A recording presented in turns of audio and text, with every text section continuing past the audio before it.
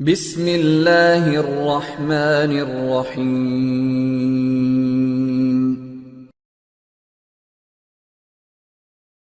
حضرت لوط علیہ السلام اللہ کے ایک برگزیدہ نبی تھے۔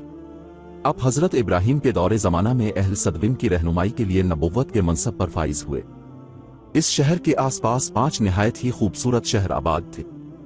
یہ علاقہ نہایت ہی سرسبز و شاداب اور قدرت کی فیاضی کا خوبصورت شاہکار تھا۔ یہاں باغات کی کثرت تھی، لہلہاتی کھیتیاں یہاں کی ضروریات سے کہیں زیادہ تھی۔ جارڈن، شام اور اسرائیل کے درمیان بسا ہوا یہ علاقہ نہایت ہی زرخیز تھا۔ یہی وجہ تھی کہ آس پاس کے بستیوں کے لوگ بھی اپنی معاشی اور غذائی ضروریات کو پورا کرنے کے لیے ان بستیوں کی طرف آتے تھے۔ مگر یہ بات صدوم کے لوگوں کو بالکل بھی پسند نہ تھی۔ ان کے خیال میں ان کی بستیوں میں پیدا ہونے والے پھلوں، اناجوں اور سبزیوں پر صرف ان کا ہی حق تھا۔ وہ نہیں چاہتے تھے کہ دوسری بستیوں کے لوگ ان کے علاقے میں آئیں۔ ایک دن صدوم کے لوگ اس بات پر غور و فکر کر رہے تھے کہ باہر سے آنے والے لوگوں کو یہاں آنے سے آخر کیسے روکا جائے، کہ ابلیس ایک بزرگ کی شکل میں ان کے محفل میں آیا اور کہا، اگر تم ان سے پیچھا چھڑانا چاہتے ہو تو میرے کہنے پر عمل کرو۔ ابلیس نے کہا کہ اگر تم ان بستیوں کے لوگوں سے نجات چاہتے ہو جو تمہاری بستی میں آ جاتے ہیں، تو ایسا کرو کہ جب بھی کوئی شخص تمہارے علاقے میں آئے تو تم لوگ زبردستی اس کے ساتھ اپنی خواہش پوری کرو۔ اس طرح یہ لوگ اس بستی میں آنا چھوڑ دیں گے۔ پھر اہل صدوم نے اس فعل بد کو اپنا پیشہ بنا لیا۔ اپنی نفسانی خواہشات کے لیے مردوں سے بدفعلی اس قوم کا دستور بن گیا تھا۔ یہاں بے حیائی عام ہو گئی تھی۔ حکمراں، سردار، ہر طبقے میں گھر گھر یہ عمل پھیل گیا۔ بھری محفل میں یہ لوگ اس فحاشی کے کام کو کر کے خوش ہوتے تھے۔ تلمود میں لکھا ہے کہ اہل صدوم اپنی روزمرہ کی زندگی میں سخت ظالم، دھوکے باز اور بد معاملہ تھے۔ کوئی مسافر ان کے علاقے سے باخیریت نہ گزر سکتا تھا۔ کوئی غریب ان کی بستیوں سے روٹی کا ایک ٹکڑا نہ پا سکتا تھا۔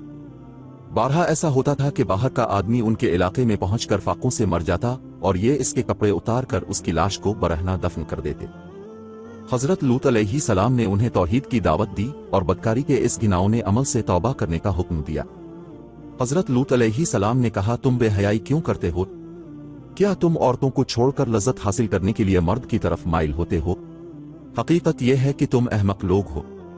حضرت لوط اہل صدوم کو دن رات واعظ و نصیحت کیا کرتے، لیکن قوم لوط پر اس کا کوئی اثر نہ ہوتا، بلکہ وہ بہت فخریہ انداز میں یہ کام کرتے تھے۔ انہیں حضرت لوط علیہ السلام کا سمجھانا بھی برا لگتا تھا، لہذا انہوں نے صاف صاف کہہ دیا کہ اگر تم ہمیں اسی طرح برا کہتے رہے اور ہمارے کاموں میں مداخلت کرتے رہے تو ہم تمہیں اپنے شہر سے نکال دیں گے۔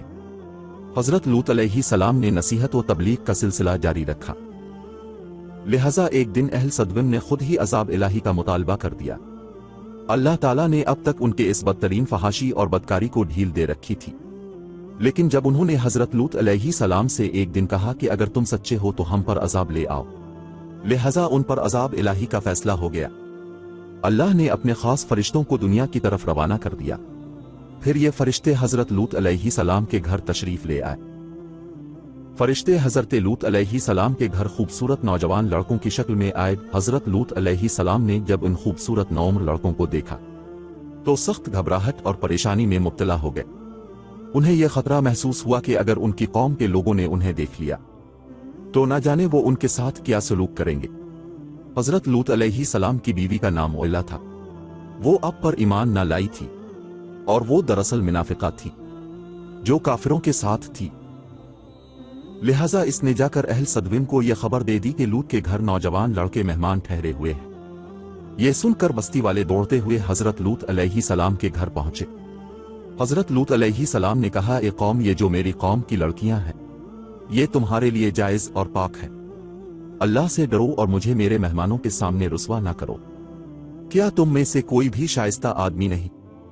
حضرت لوط علیہ السلام کی بات سن کر وہ لوگ بولے، تم بخوبی واقف ہو کہ ہمیں تمہاری بیٹیوں سے کوئی حاجت نہیں اور جو ہماری اصل چاہت ہے اس سے تم بھی واقف ہو۔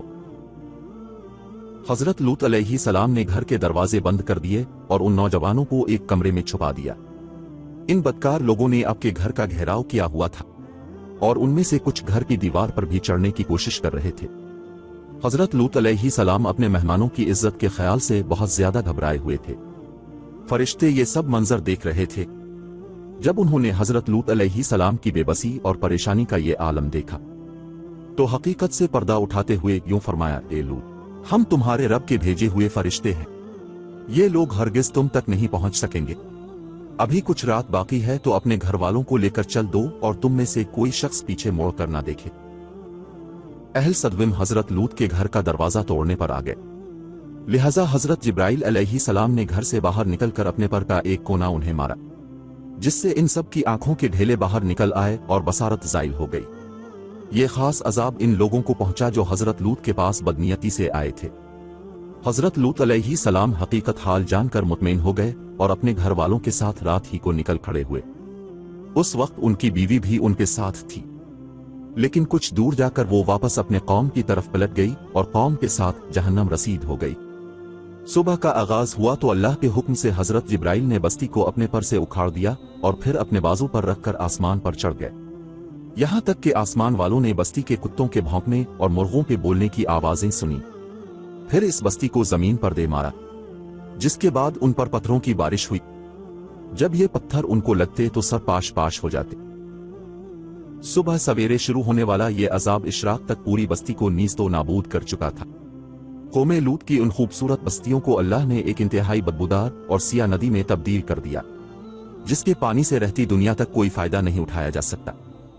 समंदर के इस खास हिस्से में कोई जानदार मछली, मेंढक वगैरह जिंदा नहीं रह सकते, इसलिए इसे डेड सी यानी बहरिया मुर्दार कहा जाता है, जो इसराइल और जॉर्डन के दरमियान वाक़े है।